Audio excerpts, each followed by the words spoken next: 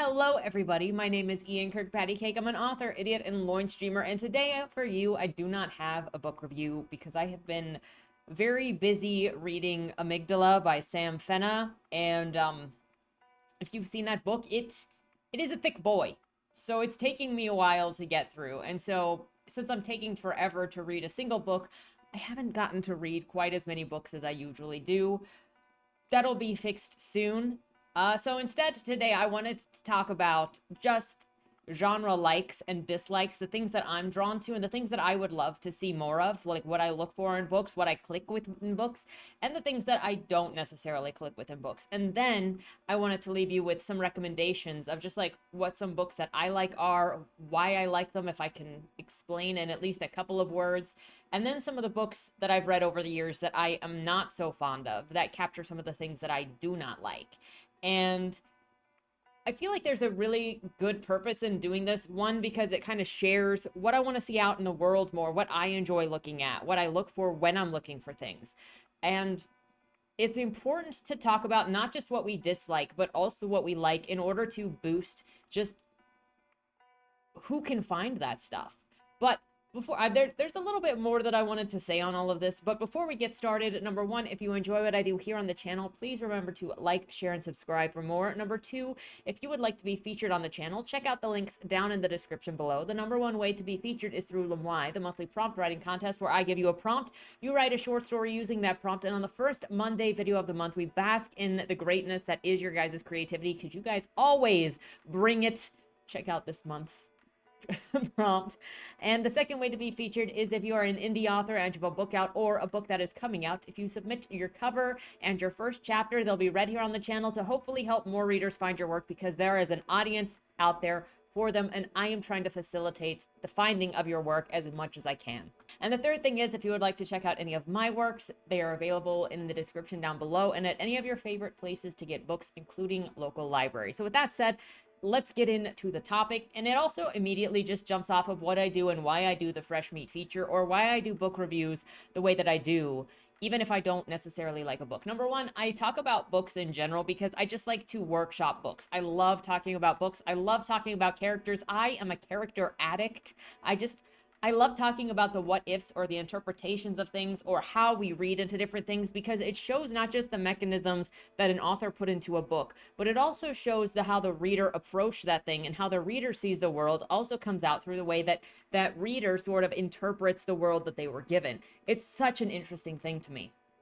But the reason that I do like the fresh meat feature, or I do my book reviews where even when there are a bunch of them and there are a couple that I'm like, I didn't really like this, just because I didn't like it doesn't mean that other people won't. And I'm not trying to be an arbiter of what books are okay or not okay, or good or not good, specifically based on my interests. The whole purpose of the fresh meat feature specifically was so that I could offer books to the audience, to you guys in general, so that I could offer books to you guys, talk about books that I might never actually pick up because they're just not my interest. But just because they don't interest me doesn't mean that they're not good, doesn't mean they're not interesting, doesn't mean they're not worth somebody's time. If it tickles your pickle, then it's worth looking at. And I have been extremely grateful in doing the fresh meat feature, because I've found a number of books in there that are so thoughtful and so creative and so interesting. Like, some of my favorite books that I found last year, or in the last couple of years even, have been through the fresh meat feature, like The Origin of the Sky, which I'm going to talk about later, Saint Gregory. I'm so happy that I found those books. I'm so happy those authors submitted their books for me to read so that I could go, wow. I have a couple others from the fresh meat feature that I have marked for me to read, but obviously, since I've decided to start out this year with behemoths of books, I have not been able to get to as many books as I would like. Hopefully, eventually, I will get there. But start out your freaking year with a 1,000-page book. That's the moral of this story. So I think that there's a lot of value in not just dunking on bad books, which is, I think, what YouTube often has a tendency to do. I don't know what it is, and I've had this conversation, or Effie from Effie Reads Books, or Effie Loves Books, has discussed this and mentioned this before. I think it was in our video about the spicy situation happening on TikTok, where TikTok tends to be full of people that are talking about the love of books and their love for stories, and it's a lot less critical because they don't care if it's kind of silly. But then there's this really a much more serious face on YouTube, and I think it comes with both the movie and television critiques and the book critiques, where it can be like this idea that you have to take stuff super, super seriously and you can't just have fun. It has to be about tearing something down. And even when you're being critical, like I am obviously critical of some of the books, of a lot of the books that I read. I'm still having a good time. I still like, even if I look back at Forbidden, which I did last week, there's a good story in there. I am so upset for Kit specifically that his character was cheated like he was. I am upset for Locken specifically because of the way that his character was cheated like he was, because Maya abused and manipulated both him and the readership to make it look like a romance when it was not a romance. There was a story in there if the author just spent the time to care about the characters. And I love talking about that stuff, even when the story is terribly written. But I bring all of this up to say that we are the reason why any of this stuff gets talked about, why it is fun to read. And so us sharing what we like and dislike, what we want to see more of, and what we enjoy seeing is just as important as saying, hey, this was done poorly, or I don't want to see any more of this. However, people tend to be drawn more to the dunk fests, to the dragathons, to anything that can be really, really terribly just diminished, because people want to see people wrecked. But for some reason, they're not as drawn to the good. And so to partially like bring back maybe being a little bit positive, as well as just like share my interest, because it's so hard to say this is what I like in books. I swear, every time somebody's like, so what genres do you read? What do you like to read? It always turns into somebody correcting me about how their book fits into what I like, even though I know exactly what they're doing is not what I like. And it's very annoying. So I'm not only going to say what some of my likes are and attempt to describe it, but I'm also going to leave with some books that I've enjoyed. So if you're looking to maybe add to your reading list or see some of the things that I like, get some book recommendations because you trust that we might have similar tastes, there will be that. Or you can go with the books that I say I was not a fan of, and because that's also helpful. Look, sometimes the ideas that somebody does not like are exactly the types of ideas that you like. I know I have seen more than a couple book reviews that are like, 1 star, way too much sex. And somebody goes, that is exactly what I'm looking for, purchase. So just because something is done critically, or somebody responds critically to something, or somebody responds poorly to something in your book, doesn't mean that it's even an attack on your book. It just means it didn't fit what that reader likes, but other readers will like it, because reading is such an individual person's experience. It is such an individual thing, and everybody goes in with different expectations, different desires, different wants.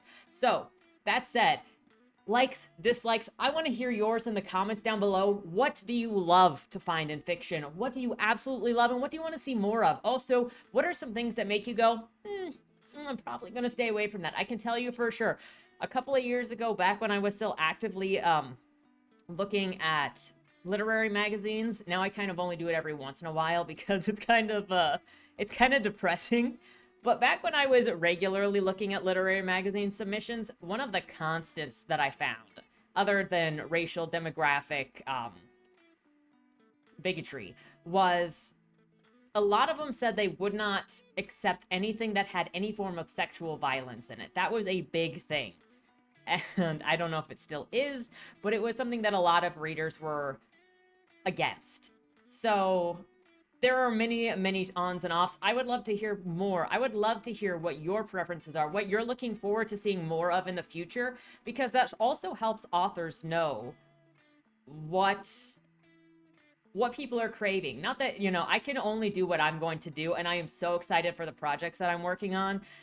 As much as I'm struggling through finishing the revision of Body More Zero, and I am so ready to get to editing so I can cut stuff out and clarify stuff, because I think the plot is more or less solid. I am ready to get down to the polishing business.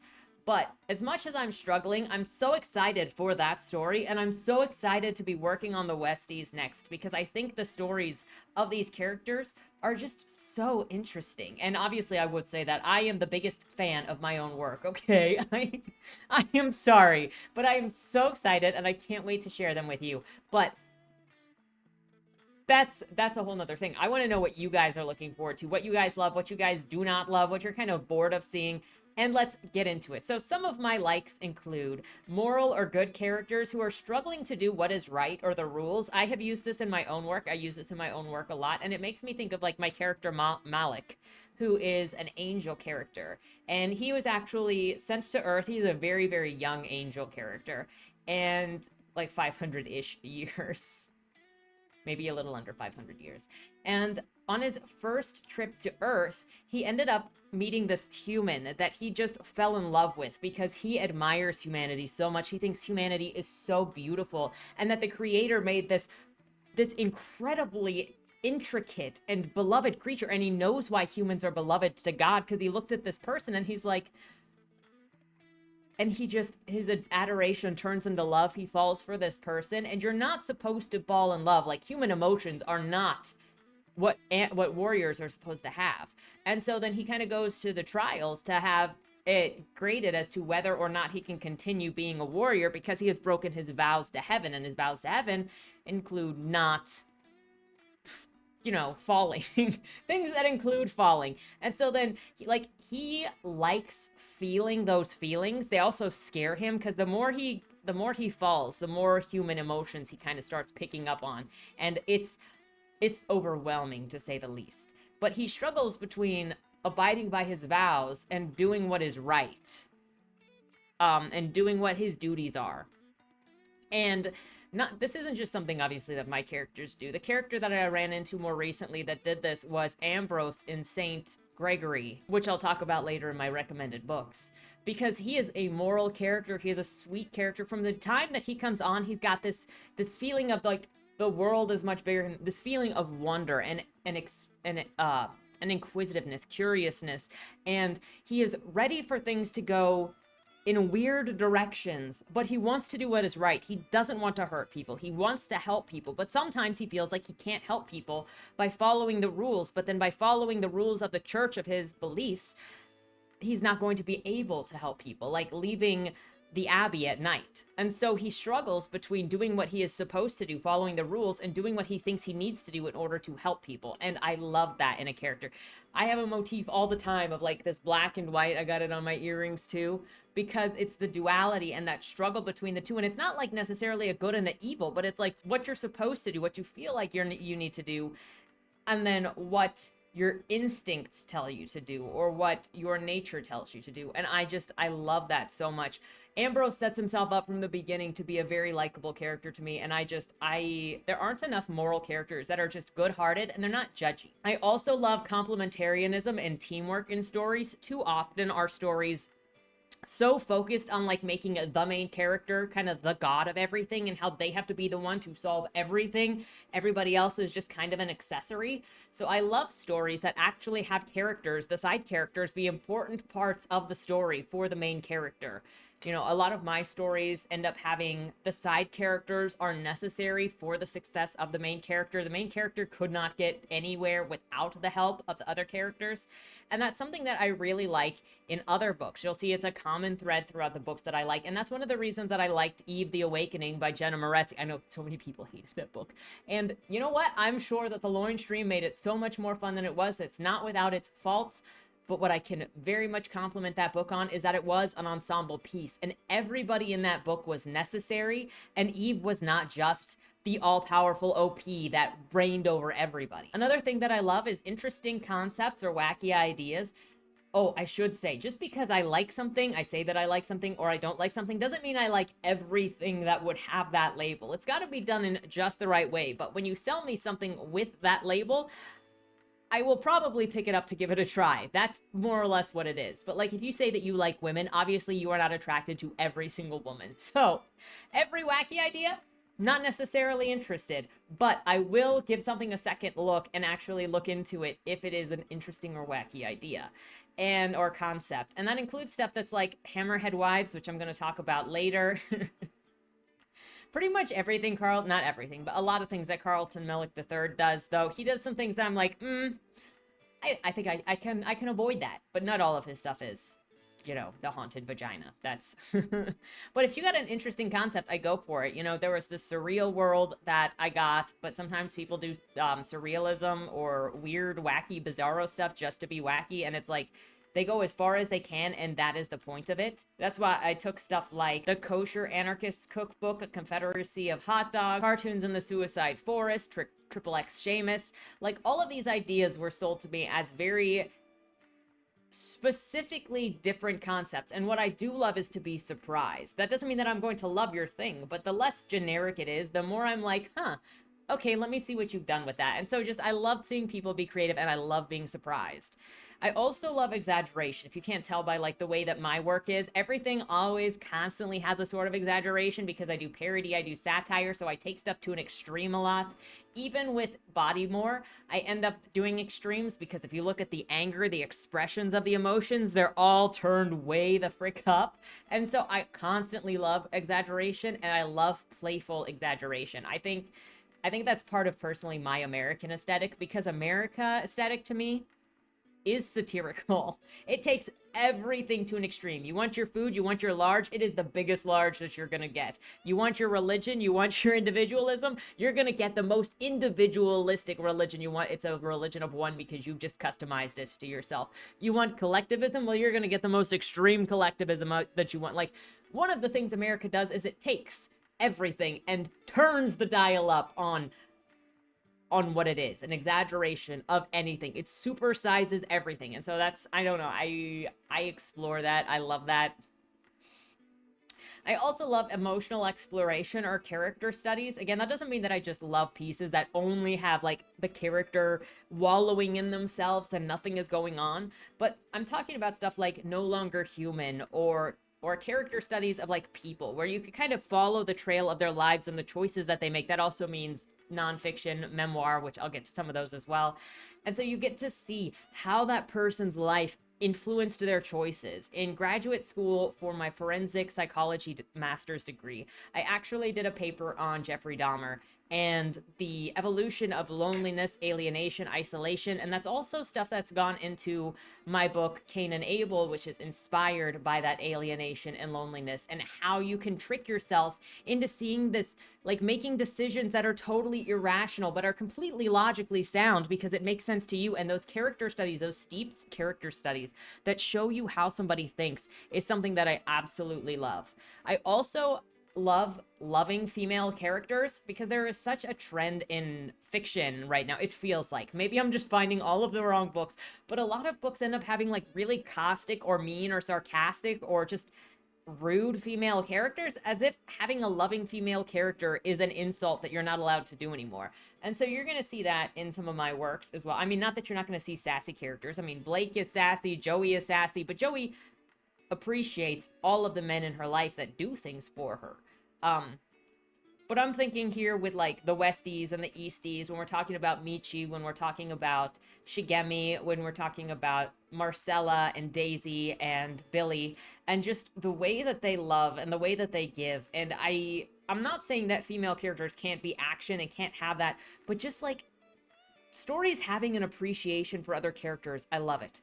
Another thing I love is fast-paced dialogue. This often goes, a great example is Bret Easton Ellis. I love the way that Bret Easton Ellis does dialogue. It's so natural, it's so fast, and it makes sense. You can see the characters talking to one another and talking past each other. That's another great thing. He's a great example of writing dialogue if you're looking to improve your dialogue writing. Also a great character study. To go back to like the emotional exploration, Better Than Zero by Bret Easton Ellis is it's a short story, and it's a great way to do it's more of a novella, and it's a great way to investigate kind of this yuppie culture teenager growing up so isolated, alienated from his parents, from his family, from his peers, and just how shallow his friendships are. That he's like watching people in his friendship group die, that he's watching people in his friendship group tie a 14-year-old, a 13-year-old, 12-year-old, it was a child, it was literally a child, to a bed and take turns with her. And he walks in and they're like, you want to turn? And he's like, nah. And then he walks out. He's just so detached. It is such an interesting character study if you're looking for that type of person to put in your story. I also love an exploration idea of like naive coming to see the world or coming into a new world. It doesn't have to be like Jan, who's going from, small town nowhere to Washington, D.C. It can also be like Mary Sue by George Alexopoulos, where Mary Sue is brought into this world where she never experienced things before. And brought into this world that her godfather was a part of that she never knew. that she never knew that he was a part of. Another thing that I love is mythology or magic mixed into the real world concepts. So one thing that I believe in, because I am a faith person, I am a religious person, whether you know that or not, um, I believe that there is some kind of mystical plane that we live along, as well as, obviously the normal human plane. I feel like we live among miracles all the time. They happen all around us, but they don't look like what we expect them to look like. And so, like, we have all of these stories throughout time, throughout cultures, of different interpretations of what that magic is that lives among us.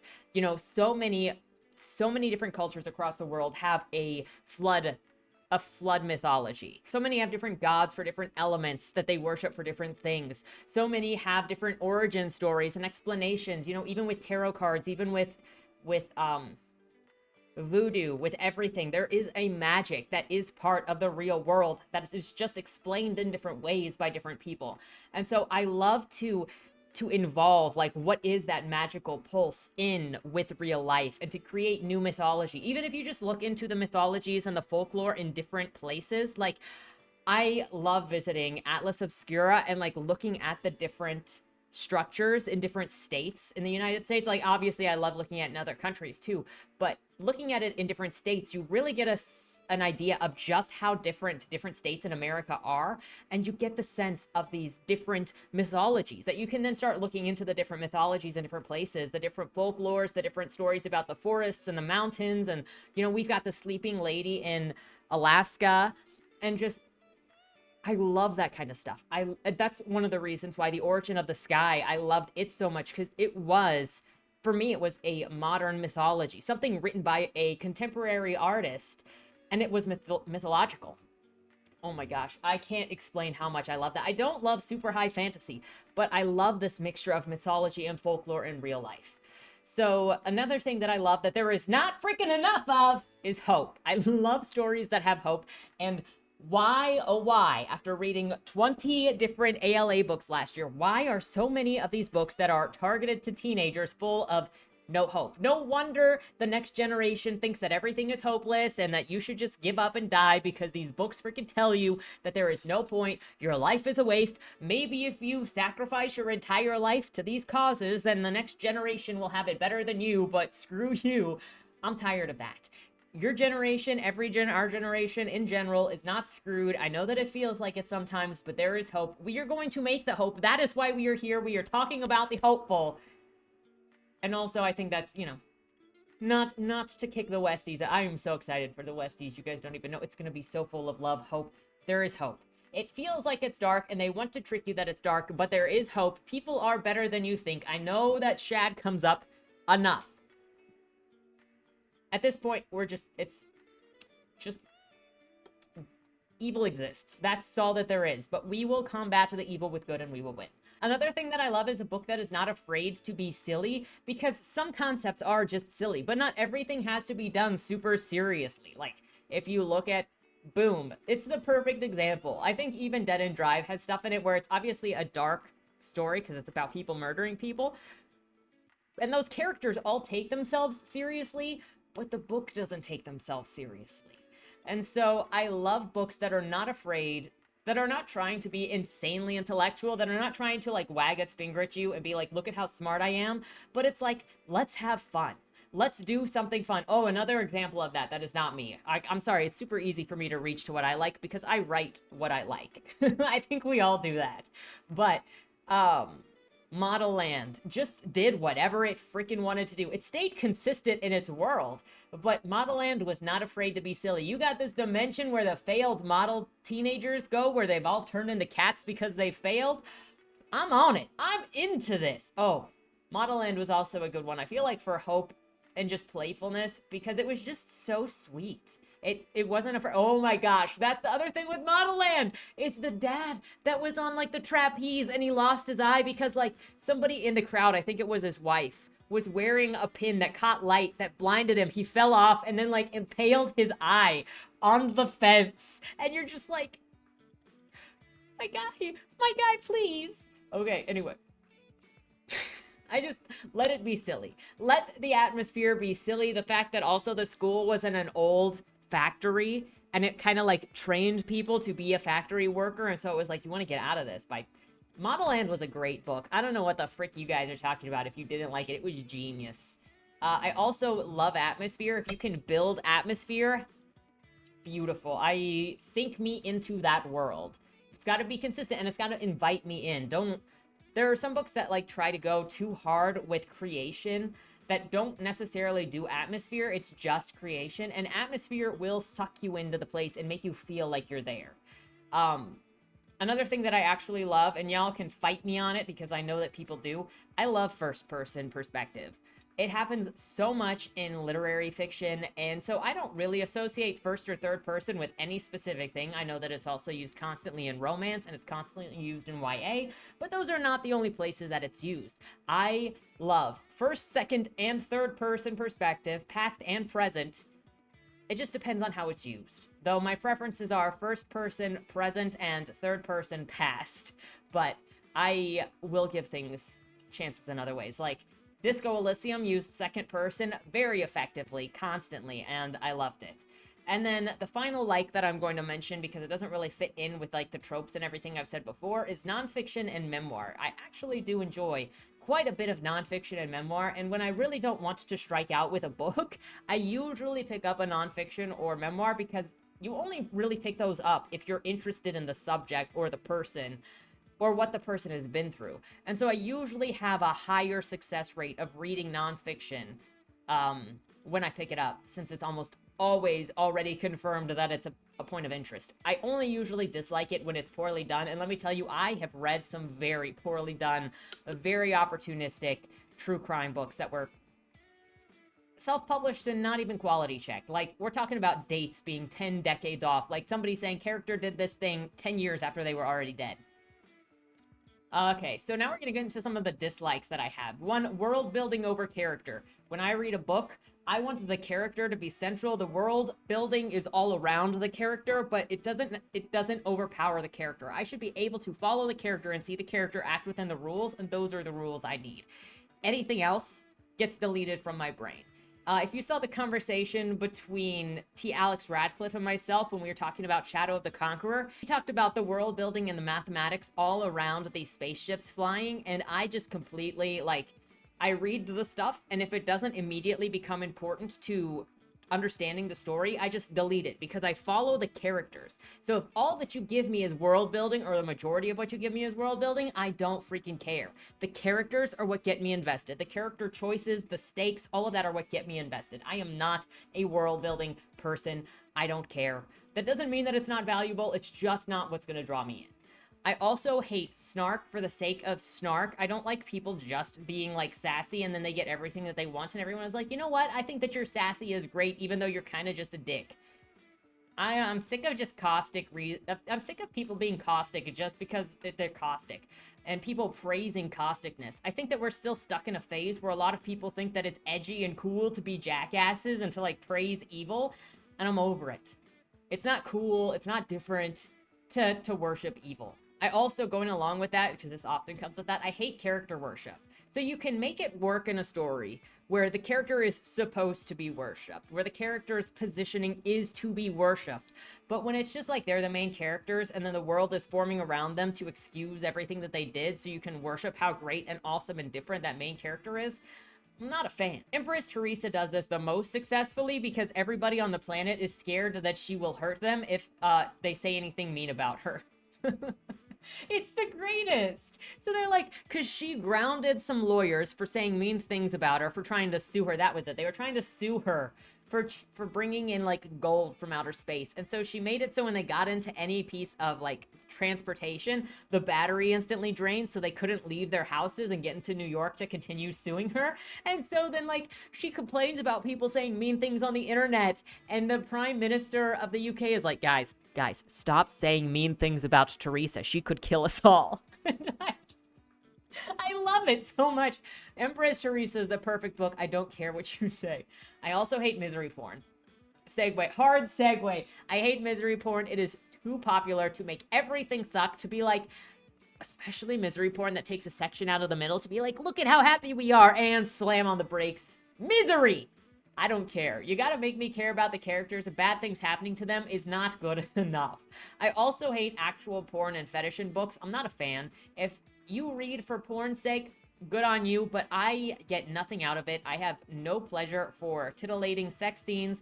I don't really enjoy seeing fetish, and I don't like feeling like the pages are wet from the author when I'm reading the book. I don't like feeling like I know what the author is into from reading the book. I especially don't like it if a book is heavily inspired by or uses fetish and pornography and hides the fact that that is what it is. So, looking at you, Guns and Smoke, that was trying to sell itself as a Western dystopian with romance, you were just a thirst trap. You were just a thirst trap. And you know what you're doing. A lot of these people know what they're doing when they hide the fact that it's fetish. And that in itself is a fetish, is exposing people to your sexual stuff unknowingly to them. And I don't appreciate it, and I will judge you for it. Wallowing in their feelings is also something that I don't like. Looking at you, Dalen, who wallowed in your feelings so hard you died. It's so pathetic, and it's so performative, and it's not what emotions look like. It's just funny. I also don't like nihilism. That's not to say that I can't read nihilism to understand nihilism, but for a story, especially the longer the story gets, the less patience I have for nihilism. So if you look at something like A Little Life, where everything is just, it ends in death, it ends in sadness, the whole point is sadness, and it's just a really, really, really long book that ends in sadness and everything is pointless, I can deal with a shorter book better that has nihilism, or with the exploration of purpose and this feeling of purposelessness. We'll get into that a little bit when I talk about No Longer Human. But I don't like stuff where the end result is just everything is pointless. Big fantasy, I'm not a fan of. I don't want to get into describing it because every time I do, somebody argues with me. I just know that I like my fantasy worlds to have some foundation in reality. And that includes, even if you make a completely separate world. Let me give you an example. I have a sci-fi novel that is set in a completely different universe, with everything made up. There are like 5-6 planets or something. It's still in first draft, so forgive me for that, for like being a little bit insecure. But the titles and the names of stuff still correspond with ideas that are with our world. They're not all foreign. So I've got stuff that is very straightforward, like Earth, where it is the planet that is the closest to the suns. And then on that planet of Earth, there is a township called Deadwood, because around it was a forest that is now all just fossilized dead trees, because once the water dried up on Earth, all of that forest died. There's also a planet that is named, it's a planet that's named like something religious. I can't remember what it is. It's been a while since I opened that book, like years. Like, it was 2018 last time I worked on this book.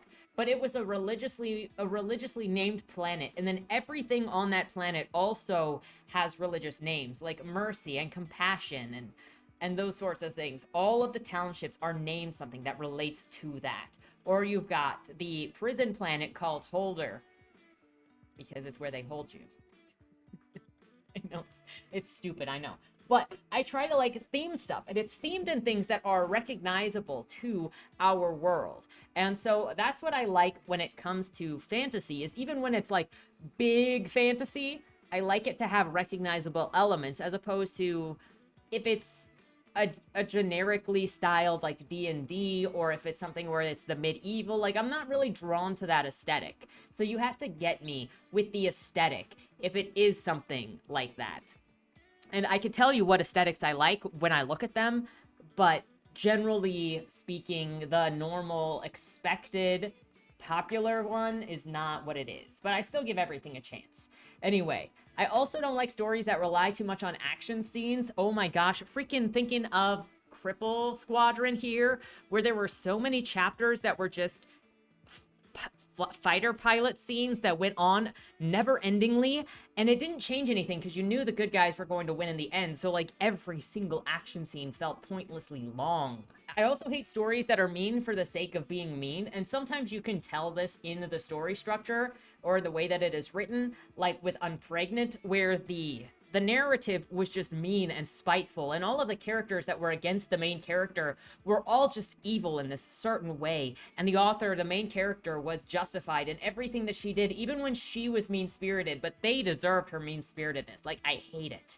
cruelty for the sake of cruelty. It goes with the mean-spirited one. I don't like stories that just are cruel for the sake of cruel, just torture for the sake of torture. I'm not a fan of all of these books that are horror that are about just hurting babies and women. Like, it's disgusting to me. In particular, I'm really sick of just the demonization of men, women, or children in books just for the sake of doing it. And I name all three because usually a book focuses on one or the other. It's either all men suck, all women suck, or babies and women need to suffer and die. Like,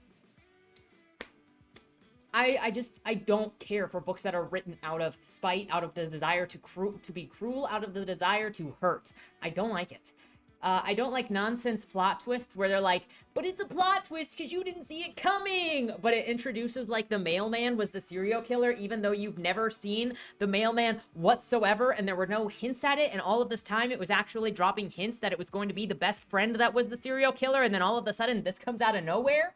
That's not a plot twist. That's bad writing and you're not clever. You gotta do plots that can lead the reader on and give them chances to guess the story, or else you're the problem.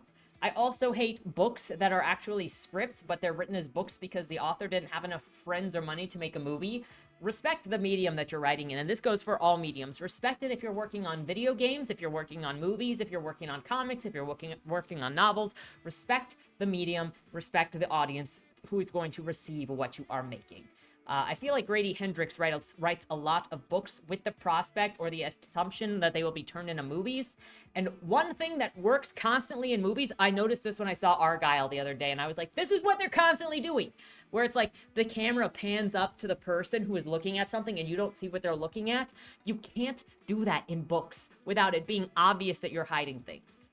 Respect the medium. And yeah, so that's pretty much what stands out to me. So we're going to go through kind of a list of books that I like and books that I don't like, and I will drop a couple of things about them, perhaps to maybe tickle the pickle, but I don't want to spend too much time on all of them because we're already super long in this video. But some books that I like, and these are in alphabetical order because I didn't want to lead anybody to think like some are better than others or make them compete or that it was in any specific order. So alphabetical order only. The first that I want to mention is Brave New World by Aldous Huxley. Pretty famous. I think most people have heard of it. But out of all of the famous dystopian books, I would say that's probably my favorite one. The ending is a freaking gut punch of like depression. I said I didn't like nihilism. Like I said, just because I say I like certain things or don't like certain things doesn't mean that they won't fall into books that I like or don't like. Every book is a unique experience, and it always has to do with how the book is done, whether or not I'm going to like it.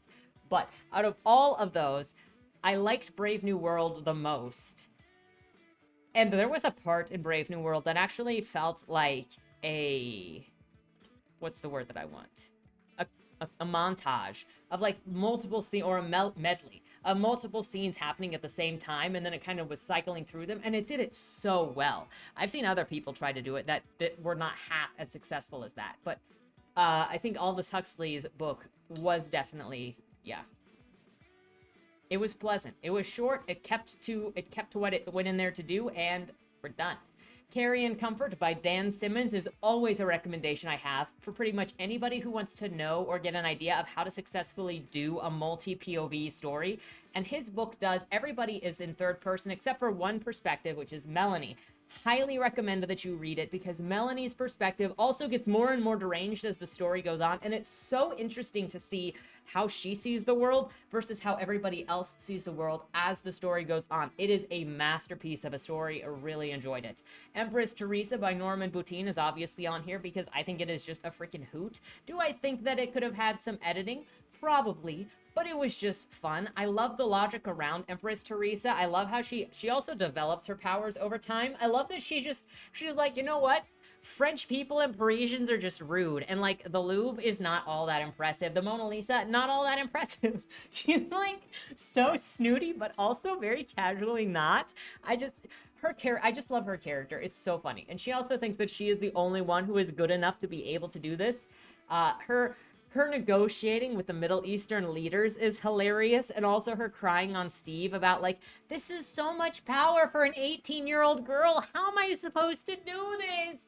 And she's so idealistic, but she doesn't realize how destructive her idealism is. It's so good in so many ways that I think are overlooked because of everything else about the book, but it's so good. Like I said, I like Eve the Awakening by Jenna Moresi, and it's because of the ensemble. I think the characters were interesting, the combination of the characters were interesting, and despite Eve being called the most powerful chimera in the universe, I think it was, she still needed the help of her friends in order to accomplish her goal, and she would not have succeeded. And the fact that even the book ended with them all having to work together at the hospital to help Eve, I loved it. I also thought that the combination of these character personalities was fun. Freaking Sanchez walking through that gravesite where there was the ash of all the bodies, and he's freaking out that he has dead people in his mouth. It was just a fun book. It could probably have been cut down by about 30-40%. And I wish that canonically the principal of the high school or the college, whatever, the dean, was a woman, like was a dominatrix style woman. I wish. But otherwise, it was just fun. The Eye of the Universe by Matt Waterhouse was a very unique experience. That is a story of a man who wakes up on an abandoned spaceship that he has been traveling on, and he's trying to find if anybody is still alive. And he's got his dead corpse friend that he's pushing around in a wheelchair because, he doesn't want to go insane by just being alone. And slowly you learn more about the ship as he goes on to the different rows of this, basically a yacht-style ship, and discovers what happened on that ship. It's a very unique experience, and I feel like you can feel the emptiness of that ship as he goes through it. It was something that we read on the Loin stream, and I highly recommend that you check it out for yourself if you haven't already. Fight Club by Chuck Palahniuk. If you want choppy, like quick-paced language also, Chuck Palahniuk is a great example of fast-paced, first-person perspective, unreliable narrator. It is a different kind of story. The way that it is written is so sharp. Chuck's writing is so sharp.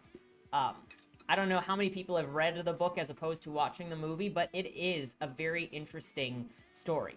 Glamorama by Bret Easton Ellis is also one of my favorites, and it, I feel like, is different than some of his others. Like, not that it doesn't have yuppies, because Victor is a freaking yuppie for sure, but it's a little bit different than Less Than Zero and American Psycho because of the international espionage thing, because Victor doesn't know what is going on around him, and his brain is like automatically changing the things that are happening around him to make it make sense. And I actually took some inspiration from how Glamorama does Victor's perspective in order to do Jan's perspective, where he was repackaging what was around him so he wasn't seeing clearly. Like when in Boom, Jan goes to the Pentagon and he repackages it as a movie studio. And he repackages the agents that he sees in the parking lot as being movie stars. Just be prepared that when you read Bret Easton Ellis, when he writes sex scenes, he's like, I want to make it as realistic and disgusting as possible because sex is weird and disgusting. So then there was Hammerhead Wives by Carlton Mellick III. And this is a collection of like 6 short stories, which are going to vary in how much you like them. The namesake story is about this guy who inherits a mansion from his long-lost uncle that he never knew that he had, and he gets there and the mansion is also filled with his uncle's wives. Yeah, because his uncle had more than one wife. The thing about his uncle's wives is that they are all these women with hammers for heads and little mouths in their necks that they eat from as they like pulverize stuff with their heads. And as he tries to escape the house because he doesn't want this situation, the Hammerhead wives build the house around him so quickly that he actually cannot even get out of the house by driving. They just keep building the house around him and he's trapped. So like you get that kind of bizarre. This is what I'm talking about with like bizarre ideas, is show me something weird. But my favorite story in the Hammerhead Wives is a story called War Pig. And it's a short story about how there's this fighting rink, underground fighting rink, where people can go and just, duke it out. And there's this drug in this world that as you take it, you become more and more of your animalistic self, of the animal that is inside you. And this guy is desperately fighting to make money for his family, for his child. And he's on like shot number 9. And you can take up to 10 shots before you basically lose yourself to the animal inside you. You lose your sense of self and you just become that animal.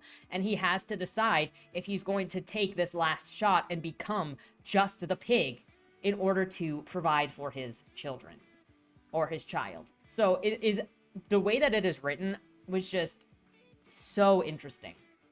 I also like Hell House by Richard Matheson. It is a great story of like spooky and uncomfortable and a demonic house. Obviously, there are some things in there. Obviously, it is also very different from the movie. Also, Mary Sue by George Alexopoulos, like I mentioned earlier, it was a pleasure to read, and I hope that George actually gets back to working on it again. I understand if he doesn't, but I felt so much passion, so much love in that story. It was playful, the characters were playful, refreshing. There was so much heart in both the art and the characters.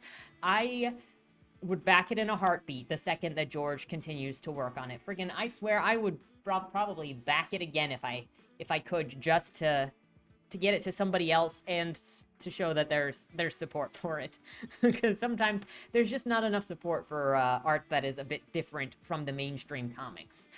I also loved Model Land by Tyra Banks, like I said earlier. No Longer Human by Osamu Dazai, which might be surprising since I said, you know, I don't like super depressing. Well, I said I don't like nihilistic things. But No Longer Human is semi-autobiographical in a way. It's an exploration of the person, of the mentality, of how he just felt like he wasn't like anybody else. And he suffered, unable to talk to other people, unable to feel like other people. And that's the kind of thing that I like to explore in fiction with character stories. It also helps that the story did not overstay its welcome by being too long, because with character stories, you do want to make sure that they stay focused, or else it becomes wallowing and basking in just your own misery. Origin of the Sky by Chelsea Harrington is one of the independent stories. Origin of the Sky is one of the independent and contemporary stories that I discovered last year that I am so glad that I discovered. It came in through the Fresh Meat feature. I read the first chapter and I knew that I was going to love it. And it is, I mean, it starts out with a lake seeing a human drop a baby off on its frozen surface, and knowing that that baby is going to die if nobody comes to take care of it. So it starts talking to the mountain right next to it. The mountain says you can become a human and go and take care of the baby, but once you do that, you can't come back. And so then the mountain and the lake actually become humans together and then travel to the edge of the earth, the origin of the sky, with this child, telling each other stories and seeing these locations in this broken dystopian world.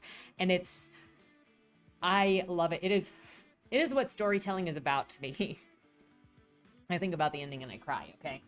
But it is really what storytelling is to me. And its point is like leaving a little piece of your heart inside of other people, passing on the stories and the things that made you, you. And it's why art is so phenomenal and so what it is. And why also, you know, generative AI is such an insult. And you will never be recognized as an artist, as somebody important to me using generative AI. But the origin of the sky is where it's at. And the art also, the author of that book is also an artist, did all of these scenes inside of the book to go at the front of each chapter. Beautiful art, okay? I would love to get some prints of those.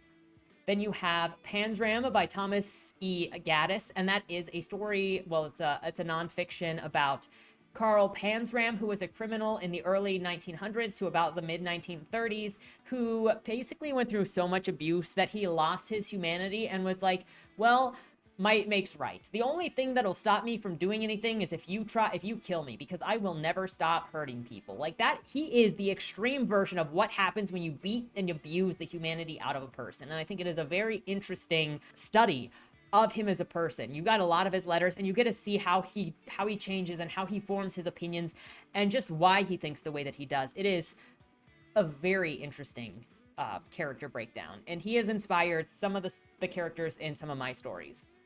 You have Perfume by Patrick Sussand, and that is about a young Frenchman who is kind of a weirdo and is obsessed with perfume smells, but he also has an incredible nose. This also somewhat inspired Jan with his incredible ability with tasting chemicals and then knowing what is in them. So I kind of yanked a little bit of that idea and that magicalness to go with Jan being able to put bombs together the way that he does. And so Jan is nowhere near like freaking Jean-Baptiste, though, because Jean-Baptiste ends up killing virgins in order to make the perfect perfume that will make people go crazy. And the ending of that book saved it for me, though. I think if I went back and reread it, I might feel differently about the midsection that is kind of slow when he's just kind of in a cave all by himself. But it is such an interesting read. Highly recommend Perfume. Pictures of Dorian Gray by Oscar Wilde is also something I like. I know we're back to, I thought you said no nihilism. I don't actually think it's nihilism because it is a study of the human nature. It is also something that helped inspire, or that I took some level of inspiration from, with Creatures Lie Here, where there is the self that we show and then the self that we hide from people, the true self, the self that is inside. Though I do very different things with it than Dorian Gray, since it's not a picture that's on the inside. It's, you look somebody in the eyes and then you can see to their heart, to their soul. And a lot of people avoid looking each other in the eyes because they don't want to see that true self. They want to see the mask that humans wear on the outside, not what's in the heart. And what's in the heart is often a monster. So I really like that, though I know a lot of people do not. Rage by Richard Bachman, aka Stephen King. Again, it's another short story that encapsulates a character study of abuse and how it degenerates a person and how that person then takes it out on others and convinces them to become abusers as well, slowly turning the classmates on each other, on the teacher, until they go and beat up the one guy that will not change his mind. And they sympathize with the guy that holds them captive in the classroom.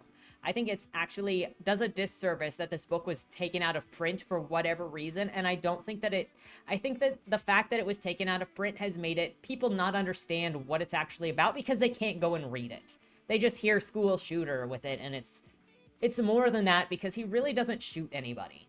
I mean, he really only shoots like 2 people and their teachers. I also love some of my favorite nonfiction books are The Shrine of Jeffrey Dahmer and Killing for Company by Brian Masters. Brian Masters to me was a very brilliant nonfiction writer because with these 2 books specifically, because I haven't read his others yet, he not only went at it by the information, the presentation of the biographical information, intense, very thorough. Like you will get information from him in these and detail in these that you will not see anywhere else. He talks about their cases in a legal sense. He talks about their cases in a spiritual sense. He brings in the study of mythology and how mythology inspired some things like the eating of flesh in order to combine spirits. He talks about it in every sense that you can in order to try to understand these men. And he has some insane insight, like some of my favorite books. I end up quoting The Shrine of Jeffrey Dahmer quite a bit because just the ideas that he talks about. One of them that I always remember is the fountain of fantasy poisons reality. That's not like exact word for word quote, but what he means is when your fantasies try to become real, it ends up creating destruction all around it because fantasies cannot be in reality. However, if you try to bring reality into a fantasy, it destroys the fantasy because reality does not conform to fantasies. And so that's why you often see people have breaks when one of those 2 things happen. And people try to maintain their fantasy and then you bring in the reality of the situation and they either push out the person trying to bring in the reality or they kill that person. So, you know, but he's so good. It's also where you can really see that difference between rational, irrational, and logic and illogical. So one of his quotes has to do with how people will pursue logical reasoning, logical actions to an irrational end. And just, I highly recommend those books if you are interested in true crime and some of the best work on those people, which are Jeffrey Dahmer and Dennis Nilsson. Then you've got Saint Gregory by Charles Bowler, and that is the story that had Ambrose in it. The story of the priest in the late 1800s, you know, going to Wisconsin to investigate a missing brother from his abbey and finding some spiritual stuff going on. And I really, really liked his character from the moment that he was introduced, which is, you know, there's a bit of a cheat there because I already have an Ambrose in my life that I really, really love. But then he came in and he maintained the great clean Ambrose. And I'm so excited to see what Charles Bowler does next. I hope he continues with the series, though I know that working on a series alone can be very hard, very disheartening. But, you know, I'm excited for it and I am 100% in support of that story. The next is Stiff by Mary Roach, and that is another nonfiction. It's actually a 10 essay book about the different ways in which society has used corpses over time. very interesting to see the different ways in which society and multiple societies, not just like American society, but worldwide societies. You've got a big section on medicinal cannibalism. So if you're interested in knowing the way that corpses have been used throughout society in different ways, highly recommend that. And then the final book that I will mention is Tales of the Unexpected by Roald Dahl. He is the author of James and the Giant Peach and Matilda. And Tales of the Unexpected is a short story collection where you're just going to get lots of different stories, some of them with bigger twists than others. And obviously, your expectations will change from story to story, or your enjoyment will change from story to story as the stories vary greatly from one another. But it is a good collection to kind of get a different taste of a bunch of different things. Now, on to the books that I have less positive things to say about, or, that were not to my taste at all. In case, you are like, I see what you like in stories and I don't like it. Let me give you the other option. A Confederacy of Hot Dogs by Christopher Paul. I got that in freaking 2017. I think it was 2017 from AWP at a table where I was like, look, I like fun. I like kind of wacky stuff. I like kind of different stuff. And so then it was like 3 for $25 or something. And so then I picked 3 books from this table, and that's where I got Anarchist Kosher Cookbook, the Cartoons in the Suicide Forest, and A Confederacy of Hot Dogs, all 3 from that table. I don't think I've ever read a story that was so much feeling that I don't think I've ever read a story that felt so much like the author writing fanfic about himself. He was literally in the book. Christopher Paul was in the book as somebody that the character praised on Facebook. And there was just a lot of like screaming and all caps political stuff. It was not a fun book at all. It was terrible. Among the Hunted by Caitlin Brooke. I ran across that book on Twitter randomly because, being on Twitter and finding books, they come across my feed all the time, and then sometimes I click them randomly and I go and see what the Goodreads says, and there were just a lot of negative reviews on this book, so I wanted to see what was behind all of the negative reviews. And that happened because the main push/plot of Caitlin Brooks's book is that the Greek gods want to rape all of these nymphs in order to get high on the sexual energy, and that is like the main thing that they are all doing. It is also part of the inciting incident, and the book kind of hides the fact that that is what the story is about. And a lot of people were not happy about it. Like I said earlier, a lot of people are like, no sexual trauma. I want no sexual trauma in my book. And then when you hide it, they get mad. The Anarchist Kosher Cookbook by Maxwell Bauman is, like I said, another book I got from a table at a different point. And it is a bunch, like 6-7 Jewish stories, like random short stories, all of them heavily sexually charged. And as you know, I'm not a fan of sexual humor, and I'm not a fan of sexual-based stories. So that was more exhausting than anything. And I'm like, I didn't need to hear about a bunch of like awkward teenager sex situations, sex-focused situations that come out when you are having your teenage sexual reawakening or awakening period. No, thank you.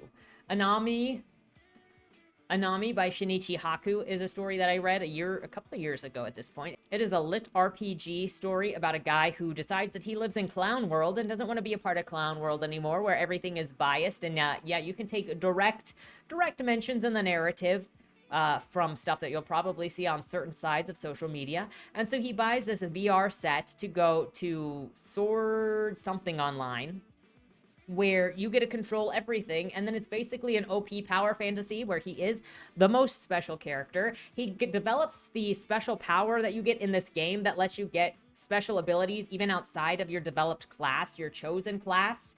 And yeah, he just gets all of the powers, all of the chicks. Everybody wants him. Everybody sucks. It's very mean-spirited, and it feels more like a power fantasy and like a therapeutic book than something that is enjoyable. Then you got Clown Tier Junkies by Douglas Hackle. I don't even remember how I found Clown Tier Junkies. It was just around the time that I was looking at Bizarro Fiction, and I'm like, okay, let's go. Because you know what I said?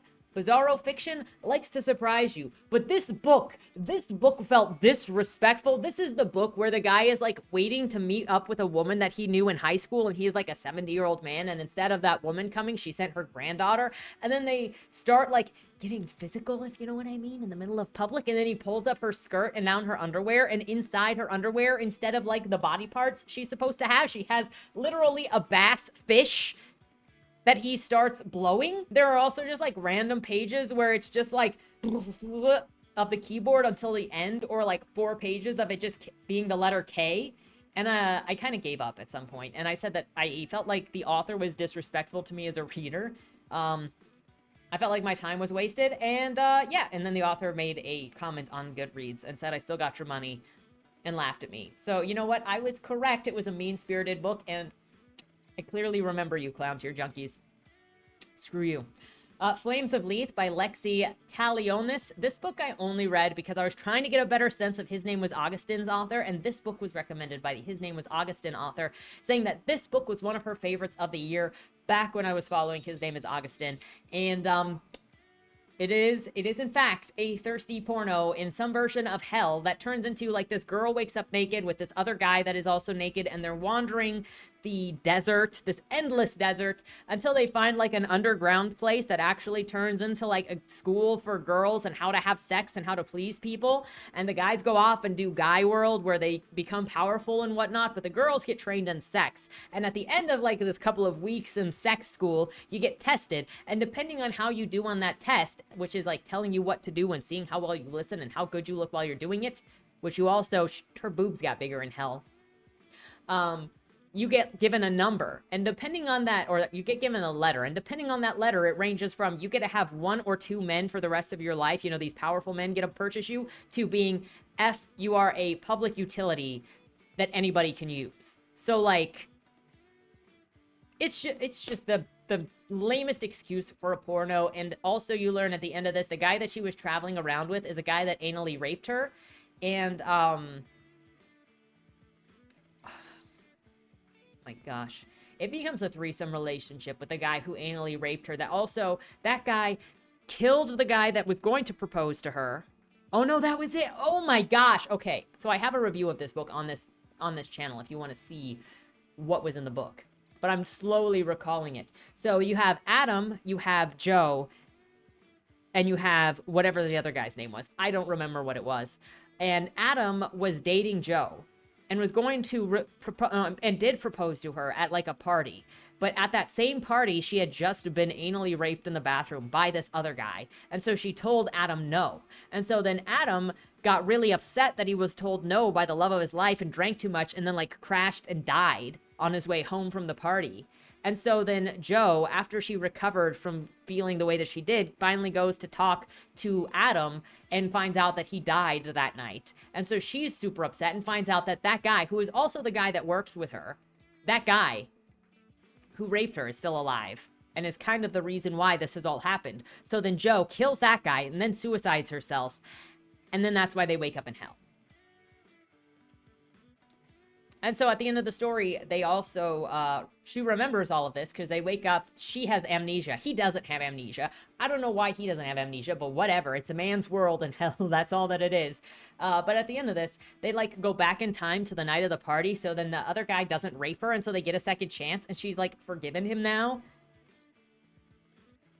Freaking mess. And the author was going off on people in the Goodreads comments at some point, and calling somebody in the Goodreads comments a cunt for not liking the book. But that is neither here nor there. Anyway, moving on. Terrible book. Fool's Luck series by Lauren Sevier and Abby Smith. Did not like it. That is Guns and Smoke and Leather and Lace, and just thirsty fiction, pretending it's not thirsty fiction. Why is the second book 600 pages? I don't know. Having sex on a grave, not cool. Trying to have sex in front of a 10-year-old, not cool. Being the biggest victim, but also the biggest badass, not cool. Moving on. I have ranted about Fool's Luck series enough around here. Hello Kitty Must Die by Angela Choi. This is actually a book I'm thinking of revisiting because I was recommended it when I was in graduate school by somebody in my first term who really, really liked it. She did her final seminar, her senior seminar on it, and or her graduate seminar on it, and highly recommended it. And I was like, okay, cool. And all I remember is suffering. But I wasn't paying as much attention 10 years ago when I actually read it, because that was 10 years ago. So you know what? I would like to revisit that and just bring it to you guys now with the ability to talk to people about it, because that's what I love about this channel. I love talking to you guys about books. Like, thank you for being here to like let me talk to you with these books, to let me share books. That's what I love. The next is His Name Was Augustin series by C.L. Carhart. And that was a book that was started, the series started when I was in a group for writers with her on minds.com. And then we started reading it, we being a couple other people, to try to figure out what genre it was, because she wasn't sure what genre to make it, and just didn't like it. And then we just followed through to the end. You can see the full review of that here on the channel. And I also did a conversation with Halo Moon Studios about it, because she was a real trooper and read through all of it so that we could talk about it. She's great, you guys. You should definitely follow her. And if you're looking for a YA fantasy book series, hers is the one to go to.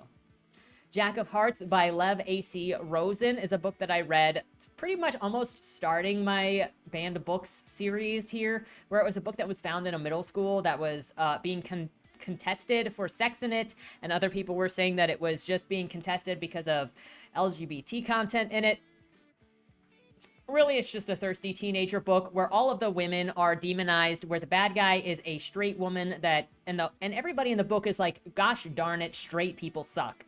And so it's just a bad book. That author should feel bad for writing it. Lawn Boy by Jonathan Evison is something that I read last year for the ALA's Banned Books List series. It is about a slacker who gets literally everything that he wants and blames the world for not giving it to him sooner. It's just bad. The Library of the Dead by T.L. Huchu is a book set in Scotland that doesn't feel like Scotland. It feels more like America. And nobody in freaking Scotland is actually Scottish. You've also got the Random Milkman. You've got a chapter that is the thermodynamics of freaking fireballs. Cake Quest that doesn't come into anything. There are so many random chapters in that book that don't mean anything.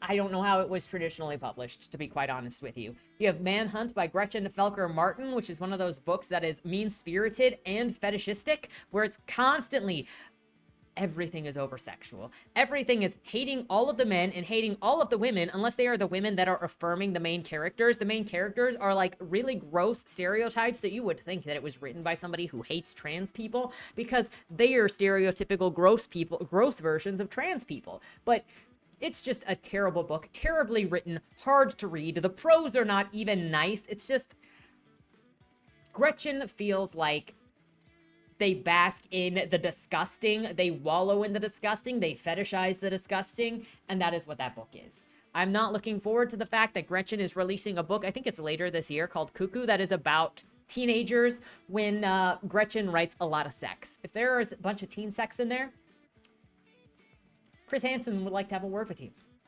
Following Manhunt, The Men by Sandra Newman is also, it was a competitor to Manhunt. I read it at the same time to compare because Gretchen shows up in the comments on Sandra Newman's book.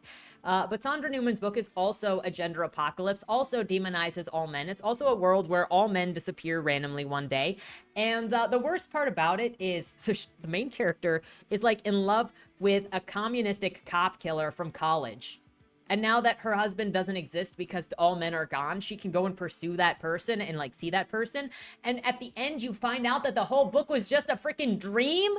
And that she went on a camping trip with her husband and her child, her like 4-year-old child.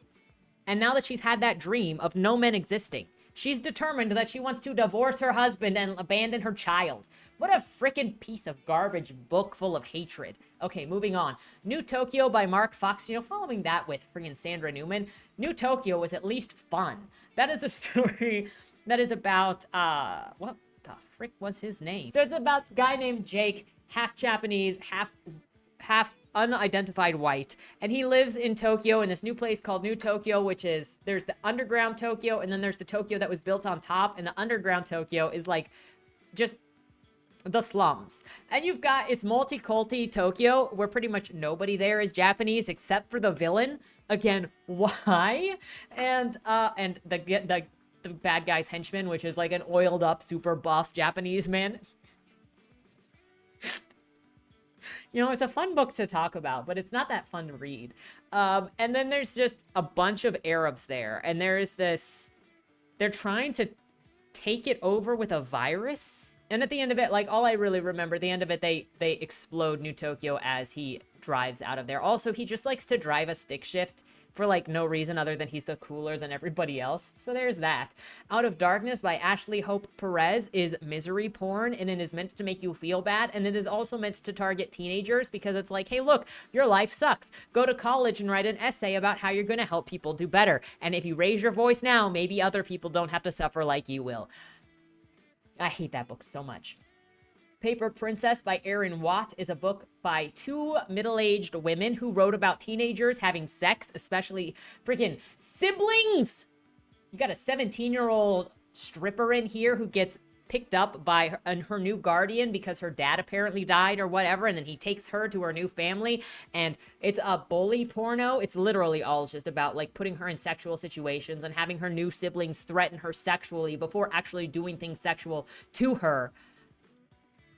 And it targets, again, the target demographic is teenagers. Children's literature, really, it's porn. Stop selling teenagers porn and calling it literature for teens, okay? I am so sick of it. Perks of Being a Wallflower by Stephen Chbosky. I felt like the story in this was too choppy. It randomly just tried to cover as much garbage as it could between abortion, between domestic abuse, between rape, between grooming. It doesn't even recognize that it was done, like grooming was recognized in there, and that grooming was taken out of the movie. And also you've got the sexual abuse by his aunt, which is thrown in there randomly at the end and so unnecessary. I don't know what this book was trying to do. It was just too much, unfocused, and I don't know how it got as popular as it did. Screw you. Perks. Scarlet Gospel by Clive Barker, which is kind of ironic considering I loved The Hellbound Heart, but The Scarlet Gospel felt more like it was a hell sitcom with some attempt at like mystery because of the detective in it,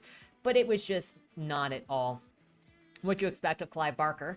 The Southern Book Club's Guide to Slaying Vampires by Grady Hendrix. The title is an absolute lie. It is so vindictive against women, against especially religious women, because Slick is the one that gets the short end of the stick, and that's what Grady always does. Grady also likes to humiliate women in all of his stories by making them pee themselves, by making them drink pee, by making them smell like pee. Every book that I've ever read by him has something to do with women and urination, and I have no idea what it is, but Grady Hendrix has mommy issues is all that I can say from that.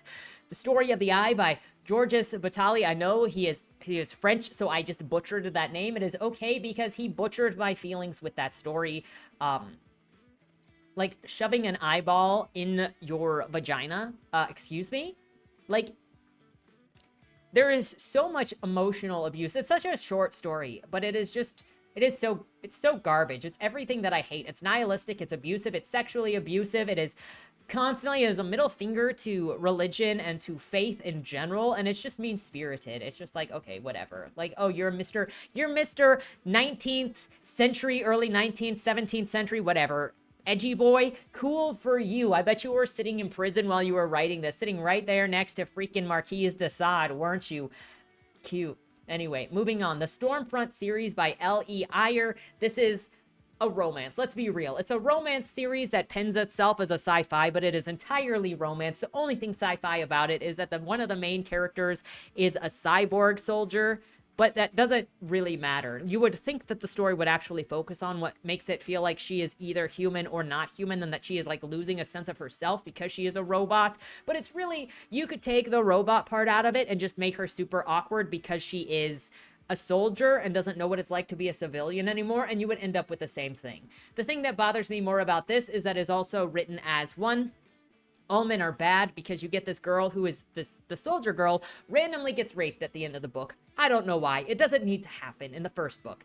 And then the two male teammates on her team who have a history of working with her just stare at her exposed breasts for no reason other than, oh, all guys are slobs and disgusting. Unnecessary. There would be some kind. Can we just not demonize people just because they're not the love interest? Is that possible at all? And then you have this sexual abuse that is ignored entirely throughout. It's not used in the climax of the first book. In the second book, it's only brought up for the girlfriend of the main character to be like, so my girlfriend isn't sleeping with me, or she's not sleeping with me like she did before, and I'm feeling unloved. And how do I connect with her after she has had this? Because she won't let me touch her. So you've just got this girl who is supposed to be a therapist and an empath, like a literal empath, telling somebody else that her sexually abused, just raped girlfriend won't have sex with her the same way that she was before having been raped. She's having a problem with that. Mentioned at the beginning of the story, then it's ignored for the entirety of the story until she gets her brain washed at the end of the book, and then she's fine now. So it's magically cured. Why? Then you've got more of the weird freaking sexual stuff in the third book, and the plot mentioned of the third book doesn't start until halfway through that book. The pacing of all three books is completely awful, but stop selling me romance novels and calling them something else, because it's not. Then you've got Surreal World, which is an ensemble piece by a bunch of different people. It's a collection of bizarro stories. Some of them even have pictures in them. I got that also at the AWP in 2017 or 2018. I don't remember, but it ended up feeling too try hard of being weird. And so, like, there is a point when being weird goes too far, and it's just not interesting anymore. Survive the Night by Riley Sager is something that I read last year, I think it was. Maybe it was 2 years ago. I don't remember. And it just had plot twist after plot twist after plot twist. The character choices there didn't make any sense. It was just there to add tension. And also the book had a freaking phase of 20 questions. The most useless way of learning about somebody ever. You got Unpregnant by Jenny Hendricks, which I read some years ago, and I also watched the movie to compare. I've got a book review of that here on the channel, and the book is actually just very vindictive. Every bad guy in there, everybody who stands against or that Jenny runs into is some kind of Christian, including the people that help her. She goes back to their house with them, and the bathroom is like full of Jesus pictures, and they have this camper and they chase her down, and it's very, very vindictive. Even when her boyfriend says, hey, I apologize, I did you wrong, I'm here to do whatever you need me to do for you, she kicks him in the balls after he says I'm sorry. So there's like, it's just mean. The movie actually made Unpregnant nicer than the book. And then the final book I will mention is The Wasp Factory by Ian Banks. That is something that I read with other people for a book club that I was in, and it just felt like it was, again, trying to be edgy for edgy's sake, and it actually cut off the story right when you were going to get to the part for the payoff to, like, see the two characters together, especially after the narrative character discovered the truth.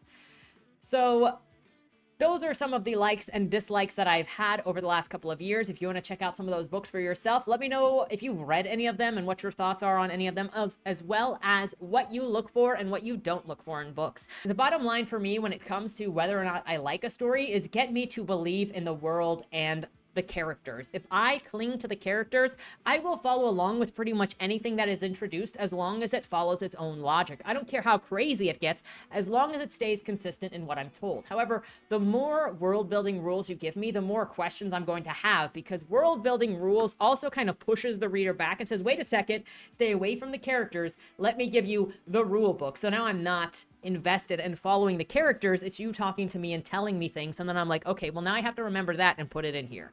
And that is disruptive to me. I can buy anything as long as it is consistent in the story in the way that it is presented to me. The final thing here is I found some really great reads last year, some really great reads that I am so excited to share and tell you about, and I'm so glad, you know, the list right there. This year, I chose to start with 2 monster-sized books, which means I haven't gotten through as many as I would like, but at least I'm enjoying the world that is in Order of the Spirit's initiation.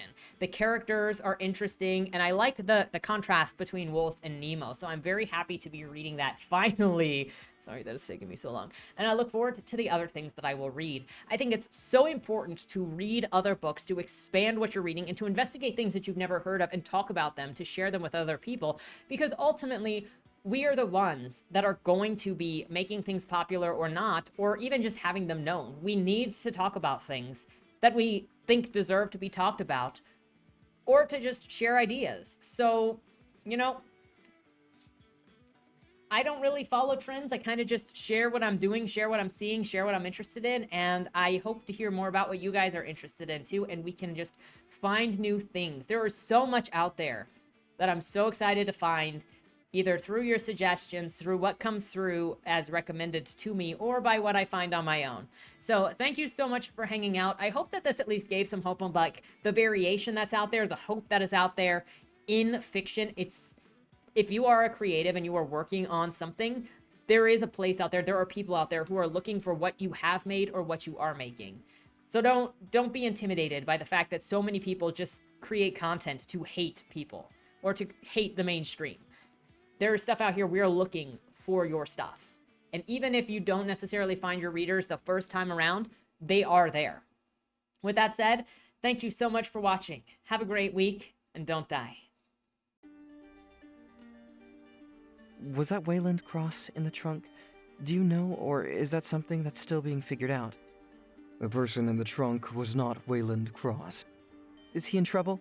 We don't know who did it, but as the owner of the car, the longer he's missing, the worse it looks for him. Cross isn't a killer.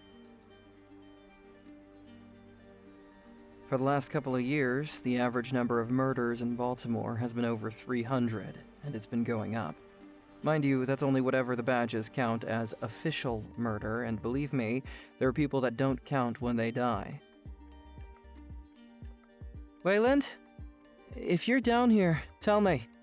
I'm not talking to the badges, I've been looking for you.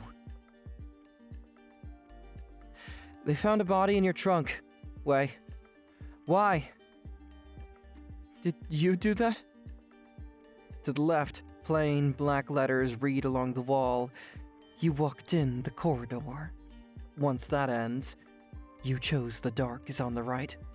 My vision goes blurry, flickers black and black and black for longer intervals until I can't see anything at all. I'm not screaming anymore, but my voice echoes back to me. Where the hell am I? You're dead, Josephine. Even smart people do stupid shit sometimes, right?